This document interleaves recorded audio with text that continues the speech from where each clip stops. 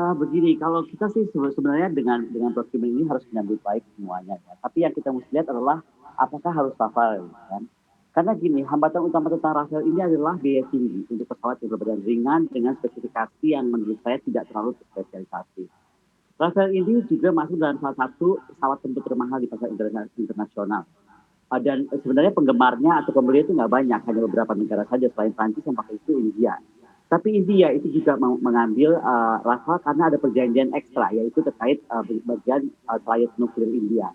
Jadi tidak semata-mata hanya memilih aspek karena pesawat tempurnya.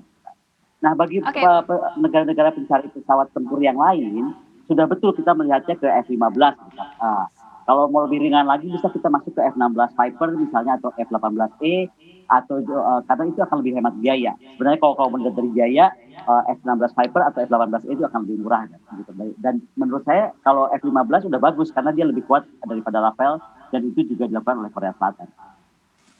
oke, Bu Kony, ini menarik nih Bu. Apakah artinya dengan ini tampaknya pembelian dari Dassault Rafale ini lebih cenderung ke air diplomasi antara Indonesia dan juga Uni Eropa?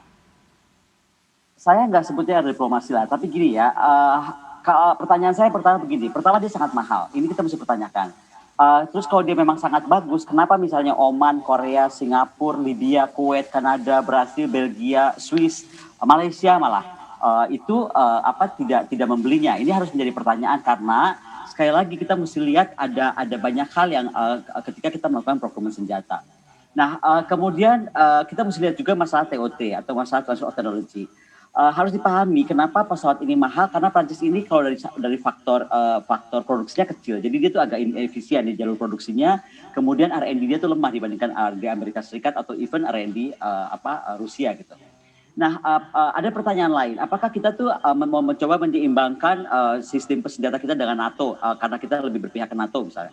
Kalau memang itu kenapa kita nggak sekalian aja masuk ke F-35, karena kan F-35 ini jelas-jelas sudah dinyatakan Pak Prabowo. Kalau itu akan sangat menarik kalau F-35 dibeli, ini akan jauh di atasnya Rafale. Dan juga sebenarnya kita lebih akrab dengan produk-produknya General Dynamics atau Lockheed Martin. Dan yang paling menarik kalau betul F-35 ini dibeli, ya kan, dibandingkan Rafale misalnya. Ini kan salah satu pertimbangan penting ya, adalah kita akan merubah strategi politik luar negeri kita. Karena kalau kita membeli F-35, betul, karena gini saya mendengar Rafale ini dibeli sebelum kita mencapai F-35.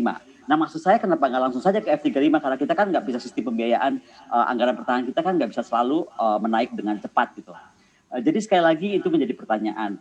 Tapi kita mesti bersyukur ya karena presiden ataupun Pak Prabowo sepakat tidak membeli Eurofighter, karena waktu itu kan pernah kita bahas di CNBC bahwa saya menentang sekali Eurofighter dan akhirnya Eurofighter tidak dibeli. Jadi kalau dia dibandingkan antara Eurofighter dengan Rafale, kita lebih senang itu Rafale. Tapi sekali lagi saya bertanya, ini apa sih yang kita mau hadapi gitu? Karena kalau kita berpikir seperti India mengambil Rafale untuk menghadapi Cina, mesti dicatat bahwa maksimum jet Rafale itu kecepatan hanya 2,2 Mach, kecepatan supersonik ya. Sementara kalau G16 China atau J20 China itu sudah mencapai supersonik sekelasnya F-35 dari 2,2 Mach gitu. Nah, jadi ini menjadi pertanyaan, apa reason di balik ini? Kalau reasonnya itu adalah bagi Indonesia terkait pembelian impor harus membawa dampak positif terhadap industri pertahanan misalnya kan, apakah Pak Prabowo memilih Rafale ini karena skema offset yang kita sedang targetkan buat inhan kita gitu?